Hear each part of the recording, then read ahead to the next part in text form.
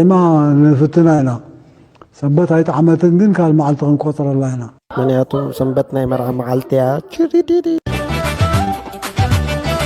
مقلنا هي مقلنا شوي هي مساقي مساقي مقلنا معاري شوي هي مساقي مساقي مساقي مقلنا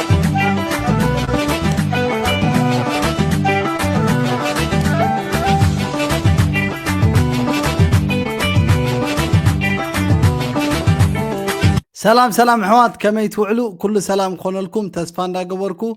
ابزي channel زي سابسكرايب كتقبرو خان دا زاخوركم مالتيو يا روحس سنبتن روحس نقدت ماريام تينن كان دابلكو نابتنا حجي مدب كبلكم تمالي كمز دراهمو ابي إثيوبيا يا اي تيك توك ناي عمتا وددر نيرو زم تريوم دلكم سلسته تغاري حواتنا ابت مدبتي كعوتو خيلوم مالتيو سلازي بزغاطامي نخلوم تغارو نحزب تግራይ እንቋ حጎሰኩም كلهم يدل مالتي ካለ ግን ታይ ነይሩ ደስ ዝበለን መሲልኩም ነዚ ኣብ ኢትዮጵያ ዘሎ ኩነታት ናይ መንእስያት ምስራഖዎሲ ነቲ ኣብ ኤርትራ ግዲፍ ዝመጻኹ ኩነታት ካ ዘኪረ ማለትዩ ሱኻ ትማሊ ከም ዝተዓዘብነ ኣብቲ ናይ ዓመታዊ ናይ ቲክቶክ ኣዋርድ ብዙሓት መንእስያት ብዝተፈላለየ ዓውደ ኸኣሞ ተወዳዲሮም ክዕወቱ ርኢና ናይ ባሓቂ ኦኬ ማለት ነቲ ሶሻል ሚዲያስ ከመይ ከም ዝጥቀሙሉን ኣብቲ ቲክቶክ ከዓ ከመይ ከም ዝሰርሑሉን ካ ኣርኤምና ማለት እቲ ቲክቶክ ሲ ስቂሉ ናይ ትራሽ ወይ ከዓ ናይ ጓሓፍ ዘይኮነስ ናይ ባሓቂ እንድሕር ክትጥቀመሉ ክኢልካ መንእስያት ንምንታይ ዕላማ ከም ዝጥቀሙሉን ንምንታይ ከም ዘውዕልዎን ኣነ ካብዚ ዝሓለፈ ዓመታት ኣብ ተጋሩን ኣብ ብዙሓት ኢትዮጵያውያንን ከዓ ክሪኦ ክኢለ ማለት እዩ ንኣብነት እዛ ኣብ ታሕቲ ደላ ሕጂ ትሪእዋ ዘለኹም ሜሪ ትበሃል ሓፍትና እዚኣ ሳላይ ላይፌን ቀይሬ እንዲህ ነበረ ካላልኩኝ አላቋርጥ ጀምሬ ሳላይ ላይፌን ቀይሬ እንዲህ ነበረ ካላልኩኝ ከትላንት ተተምሬ ሰው ቢያወራ ስለኔ መሽግድ ሰጥቶኝ እኔ አላቅም መዛት መብራራት ስራ ነው ምስክሬ የወረስኩት ነው ከአባቴ ይህን ቀብራራ ኩራት ቢሉኝም ተው አይሆንህም ወደ ማታ ለእራት يا حجي زاتري والله الله محفتنا مراوي تبال يا بعلت بون كوينا الدقول عوينا مستغلو هيوتان سرحان اب تيك توك بتجبرو نطفتات ناب كمزي درجه كمان بصيحه ابزناي 100 شح بر شلمات كتبصح كيلا مالتي ازي ابلع على زلو بيمان دولا حوناها يا ازغا بناي جيم مالتي بسبورتاوي سرح توداديرو زتعاوته تግራዋዩ حجي سغيلو جيم كسرح خيليو ماسي كم كل سب سبورت كسرح خيلي جنت سبورت ناب تيك توك حزو متيس او خا توداديرو او صلوا فطيرو او نتي تيك توك بحطيرو كتقوملو خيلو ناب عوت زبصحو دانا يزبال تግራዋይ እንትናው ያው የሰራው ቪዲዮ ትክክል አይደለም ምናምን ይያላችሁ ነበር ያው እና አሁን ማየት ይችላልላችሁ ስንት ነምሰራና ስንት ኪሎ ግራም እንደሆነ ይሄኛው ማለት ነው አሳያችሁ እዚህ አለ 25 ኪሎ ግራም ማለት ነው አያችሁት ይሄኛውን ማለት ነው አሳያችሁ ይሄኛው በዚህ አለ 25 ኪሎ ግራም ስለዚህ ጠቅላላ ስንት ይሆናል 50 ኪሎ ግራም ይሆናል ማለት ነው ሶ ዳይ ወደ ስራችን አይደል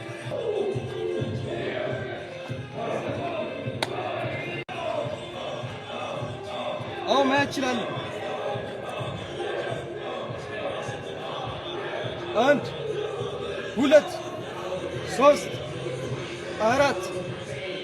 አምስት ስድስት ሰባት ስምንት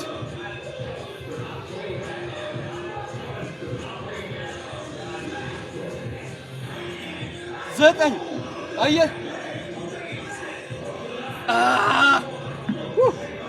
ያ ላይክ እና ፎሎ በማድረግ ደግሞ ያው አበረታቱን ጥሩ ደረጃ ላይ እንድደርስ እና ቲንክ ያ ዝራኹሞኻ ብኸምዚ ዓይነት ናይ ስፖርት ስራሓት ሓደ ካብቶም ዝተዓወተ ትግራዋይ ሳልሳይካ ኣዶናይ ትፈልጦ ይኹም ኣዶናይካ ኣርባዕተ ዓይነት ውድድራት ኣብ ኣርባዕተ እዩ ተሸሊሙ ማለት እዩ ሕጂ እንታይ ክብል ለለ ሓፈሻዊ ንሕና ክንዲ ዝብል ናይ ሎም ኣርእስትና ኣብ ኢትዮጵያ ዘለዉ መንእሰያት ነዚ ዕድል እዚ ተጠቂሞም ከምዚ ውድድር ኣካይዶም ካብ ዝተፈላለየ ብሄራት ካብ ዝመፁ ይምፁ ነዚ ዓይነት ዓወት ክጓናፀፉ ክኢሎም ማለት እዩ ብውሕዱ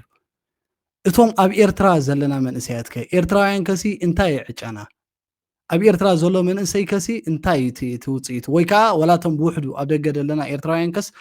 ነቲ ቲክቶክ ሲ ብምንታይ ኢና ንጥቀመሉ ዘለና ዝብል እዩ እቲ ሓሳብ ማለት እዩ ዝኾነ ናይ ሶሻል ሚድያ ፕላትፎርም እንድሕር ናይ ብሓቂ ክትጥቀመሉ ክኢልካ ዘይጠቅም ወይ ከዓ ዘይሰርሕ ዝበሃል ነገር የለን እዚ እዞም ኢትዮጵያውያን ንሪኦም ዘለና ውፅኢት ናይዚኦም እቲ ዓወት ወይ ሽልማትካ ቀሊል ኣይኮነን ገሊኦም ከምቲ ናይ መርሃዊ ድነገርኩኹም 100,000 ተሸለሙ ገሊኦም 500,000 ተሸለሙ ገሊኦም ከዓ ኣዶናይ ከዓ ክሳብ መኪና ተሸሊሙ ማለት እዩ እዚ ቀሊል ኣይኮነን ነቲኦም መንእሰያት ኣብ ኤርትራ ዘለዉ መንእሰያት ከሲ እንታይ እዮም ዝገብሩ ዘለዉ ናትና ዕጫ ከሲ እንታይ እዩ ሕጂ ከም ህዝቢ ይኮናን ሽግር ዘለና ከም ህዝቢ ወይ ከም መንእሰያት ኣይኮነን ፀገም ዘለና ግን እቲ ኣብ ኤርትራ ዘሎ ኩነታት ሲ እንታይ እዩ ንመንእሰያት ናይ ኤርትራ ሲ ከምኡ ዘፍቅድ እዩ እንድሕር ኢልና ቅድሚ ኣብ ካልእ ምብፃሕካ ከማን መጀመርያ ኣብ ኤርትራ ኢንተርኔት የለን መንእሰያት ኣብ ሞባይሎም ኮይኖም ክጥቀሙሉ ዝኽእሉ ኢንተርኔት የለን ቲክቶክ ከምቲ ትፈልጦ ማለት ኣብ ኣስመራ ካብ ዳ ኢንተርኔት ገዚእኻ ኢኻ ትጥቀም ከም ልክዕ ከምዚ ኣብ ክባን ዕፅዋን ኣብ ትግራይ ዝነበረ ወይ ከዓ ከምዚ ቀደም ቅድሚ ኢንተርኔት ምእታው ዝነበረ ካብቶም ዘውረድዎ ሰባት ካብኡ ካብ ቤት ሙዚቃ ካብ ገለ እንዳገዛእኻ ኢኻ ትጥቀም ማለት እዩ ሕጂ ብሰንኪ ከምዚ መንእሰያት ኣብ ኤርትራ ዕጭኦም ካብ ዳቡን ናብ ዳቡን እንዳኸድካ ማሲ ሂወትካ ምሕላፍ ወይ ከዓ ኣብ ውትድርና ገለ እንተዘይኮይኑ ከምዚ ኣብ ኢትዮጵያ ዘሎ ዕድላት ክንረክብ ኣይከኣልናን መንእሰያት ኤርትራ ኣብ ምንታይ የሕልፍዎ ብጀካ ስደት እንድሕር ኢልካ ኣብ ኤርትራ ንኣብነት ኣብ ከም ዝሕልፍዎ ረእይዎ ሕጂ ትማሊ ኣብ ኢትዮጵያ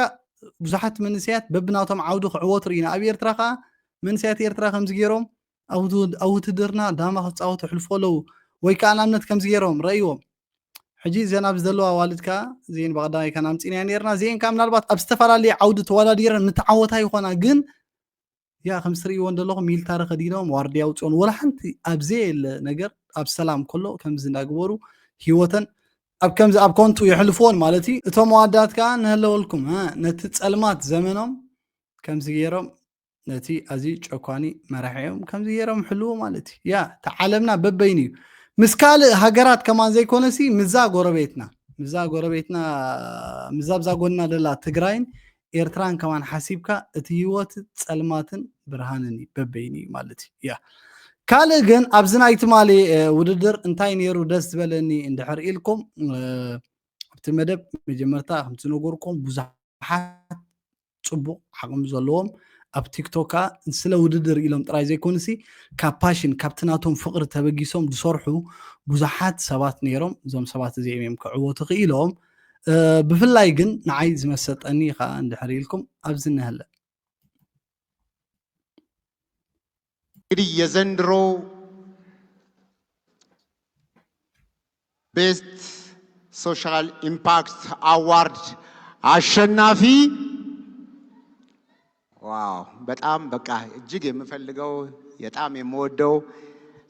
በጣም ትልቅም በዚህ ነገር ላይ ኢምፓክት ያመጣ ወንድማችን ዶክተር አብይ በአንድ ምሽት እንግዲህ የዘንድሮ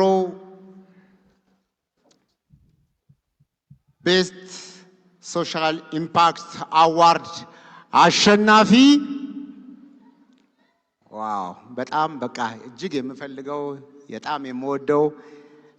በጣም ትልቅም በዚህ ነገር ላይ ኢምፓክት ያመጣ ወንድማችን ዶክተር አብይ በሕክምናው ዘርፍ ላይ ትልቅ ነገር የሰራ ወንድማችን ነውና እንኳን ደስ ያለህ ወንድማችን። ያ ስትሪ ወረለኹም አጋጣሚ ዶክተር አብይ ሽሙ ግን ተስተዓወተሉ ኣብዚያ ንኻልኣይ ግዜ ዝዕወት ዘሎ ተስተዓወተሉ ኣጋጣሚ ከዓ ንህዝቢ ዝሕግዝ ወይ ከዓ ኣብ ሕብረተሰብ ፅልዋ ዝፈጥር ማለት ፖዚቲቭ ፅልዋ ንህዝቢ ዝጠቅም ዝበሃል ስራሕ ዶክተር እዩ በቲ ናቱ ሞያ ከዓ ኣብ ቲክቶክ ብዝገብሮ ንጥፈታት እዩ ክዕወት ክኢሉ ቤስት ሶሻል ኢምፓክት ኮንተንት ዘርፍ በድጋሚ በዚህ ምሽት ለሁለተኛ ጊዜ ያሸነፉት ዶክተር አብይ ናቸው። እንኳን ደስ አላችሁ ዶክተር አብይ። Congratulations to Dr. Abiy for winning his second award of the evening by the Best Social Impact Content Award. በድጋሚ በጣም አመሰግናለሁ ሁላችሁንም። ያው በቤስት ሶሻል ኢምፓክትም ለመረጣችሁኝ ላከበራችሁኝ ለኢትዮጵያ ሕዝብ በሙሉ በጣም አመሰግናለሁ። ነገር ግን እዚህ ጋር አንድ ሰው መጥራት እፈልጋለሁ። ማስተር አብነት አንዴ ወደዚህ መምጣት ትችላለህ? ማስተር አብነት እባክህ ወደ መድረክ እንድትመጣ በአሸናፊው እየተጠየቅ ስለሆነ ወደ መድረክ እባክህን አለ።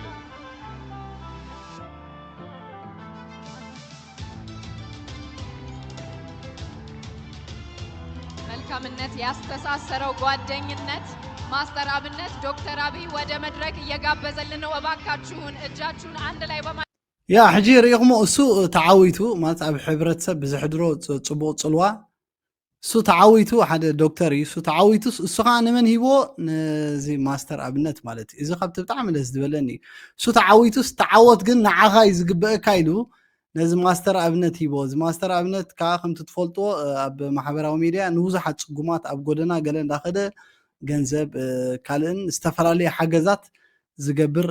ኢትዮጵያዊ ማለት እዩ። ያ ሕጂ እሱ ተዓዊቱስ እሱ ግን ተዓወት ነዚ ሰብ ሸሊሞ ማለት ንዓኻ እዩ ዝግበአካ ብሎ ኣሎ። በጭብጨባ ማስተር አብነትን ወደ መድረክ ተቀበሉልን። በመልካም ስራዎቹ የተለያዩ ሰዎችን ህይወት በመቀየር አመቱን በሙሉ እንዲሁም የሌሎቹንም አመት ላይ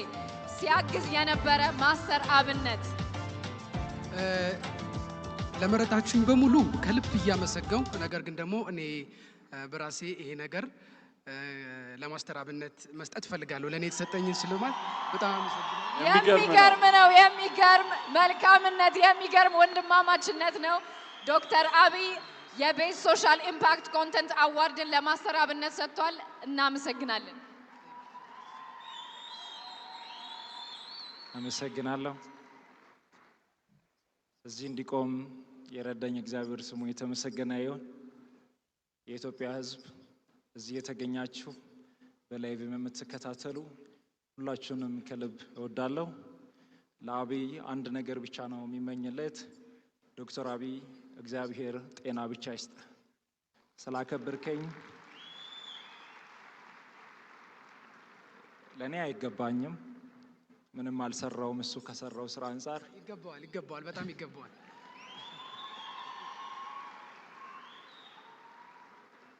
እኔ ደግሞ እጅግ በጣም የሚወደውና የማደንቀው ከልብ የሚሳሳለት ወንድሜ መልእክተኛው ካለ ለሱ አስተላልፍለታለሁ።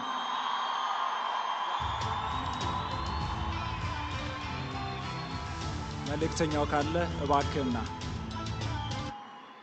ይህ ነው የቤስት ሶሻል ኢምፓክት አዋርድ ማለት። ዋው በቃ ሪኢኹሞ እዚ ኸ እቲ ካብቲ ደስ ዝበለን እዚ ነይሩ። ተቐዳማይ ዝተዓወተ ሰብ ማስተር ኣብነት ይቦ ማስተር ኣብነት ከዓ እዚ ንዓያ ይበቅዕን ኢሉ ከዓ ንኻልእ መልእኽተኛ ውድ ባህል ሰብ ስኻ ንዓኻ ዝግበአካ ኢሉ እቲ ሽልማት ንኻልእ ሰብ ህቦሎ ማለት እዩ። ያ እዚ ካብቲ ደስ ዝበለን ናይቲ መደብ ነይሩ። ሁለት ያለ ለሌላ አካፍል ነው የሚለው። እዚሁ ጋር በተግባር እየተመለከት ነው እንገኛለን። መልእክተኛው እባክህ ወደ መድረክ ናለን። እዚህ አካባቢ ከተገኘ መልእክተኛው ከመካከላችን ካለ እባክህን ወደ መድረክ፣ ተወካዮችም ከሆናችሁ እባካችሁን ወደ መድረክ ኑና ይህንን የወንድማማችነት አዋርድ ብለነዋል እንድትቀበሉ። መልእክተኛው አዎ ረይዎሞ እዚ አዳራሽን እዚ ሲነማ እዚ ስቴጅ ረይዎሞ ኤርትራ ሃገር ኮይናሲ እታ ቅድሚ 70 ዓመት ኣብ ኣፍሪቃስ ዝሓሸት ዝነበረት ሃገር ድሕሪ ደቡብ ኣፍሪቃ ዝበለፀ ቁጠባ ዝነበራ ኤርትራ ትበሃል ሃገር ቅድሚ 70 ዓመት ሲ ሎሚ ድሕሪ 34 ዓመት ሻዕብያ ካብ ዝሕዛ ሓንቲ ከምዚኣ እኳ ሓንቲ ኣብ ኤርትራስ ሓንቲ ከምዚኣ ኣዳራሽ ኣላ። ሓንቲ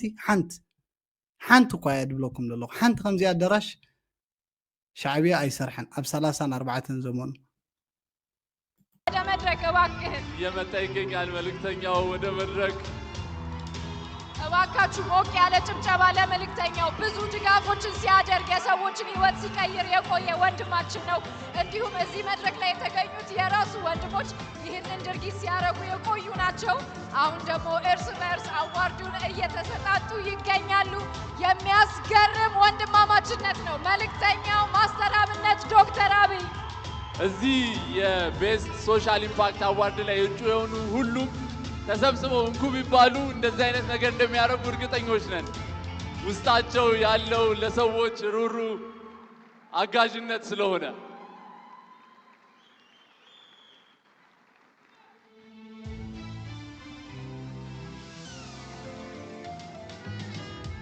ዋው ትሪኦም ኣለኹም እዚኦም ሰለስተ እዮም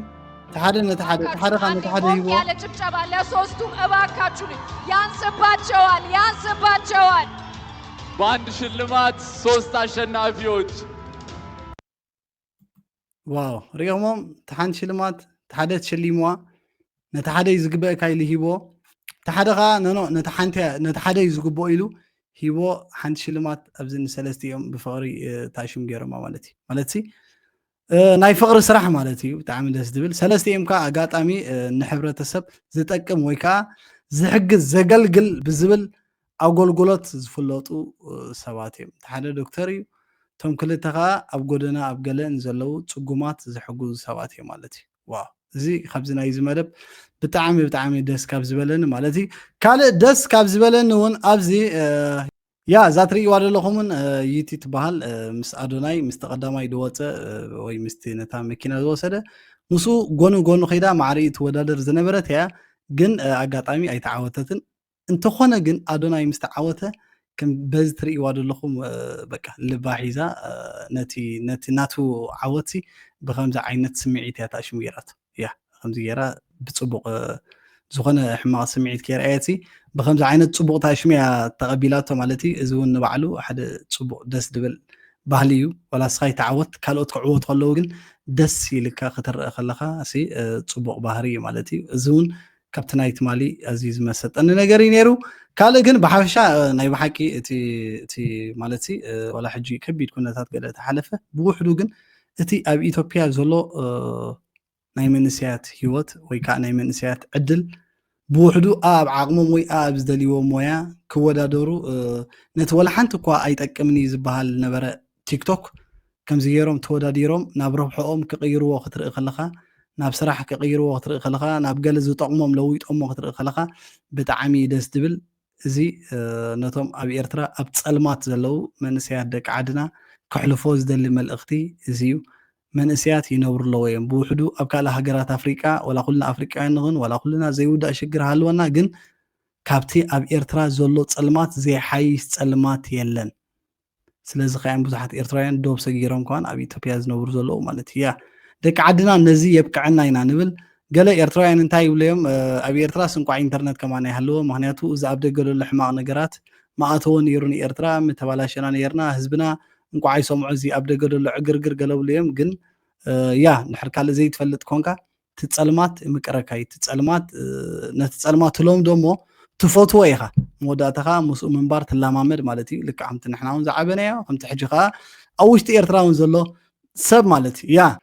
ብዝኾነ ደጊመ ንኩልኩም ዕውታት እንኳ ሓጎሰኩም ክብል ደሊ ንሎማዓንቲ ዝነበረና መደብ እዚ እዩ ፅባሕ ብካልእ ኣርእስቲ ክሳብ ንረኽብ ሰሰናዩ ብሮኹም ምሸት عيني تعيش المنسي عبلبونا فيكو زبل مسي